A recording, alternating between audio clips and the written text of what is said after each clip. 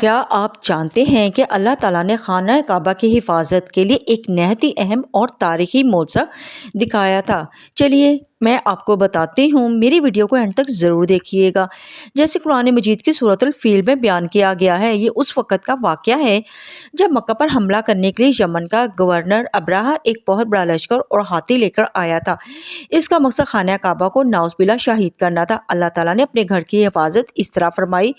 ابابیل پرندے، اللہ تعالیٰ نے چھوٹے چھوٹے پرندے ابابیل بھیجے اور ان پرندوں کی چونچ اور پنجوں میں چھوٹے چھوٹے کنکر یعنی کہ پتھر تھے۔ جب ان پرندوں نے وہ کنکر ابرہہ کے لشکر پر گرانا شروع کیے تو وہ پتھر جس کے جسم پر بھی گرتے اسے چھلنی کر دیتے، اور اللہ تعالیٰ نے اس پورے بڑے لشکر کو کھائے ہوئے بھوسے کی طرح تباہ و برباد کر دیا۔ اس واقعے سے یہ ثابت ہوتا ہے کہ اللہ تعالیٰ اپنے گھر کی حفاظت کرنے پر پوری قدرت رکھتا ہے اور دنیا کی کوئی بھی طاقت اس کے سامنے نہیں ٹک سکتی۔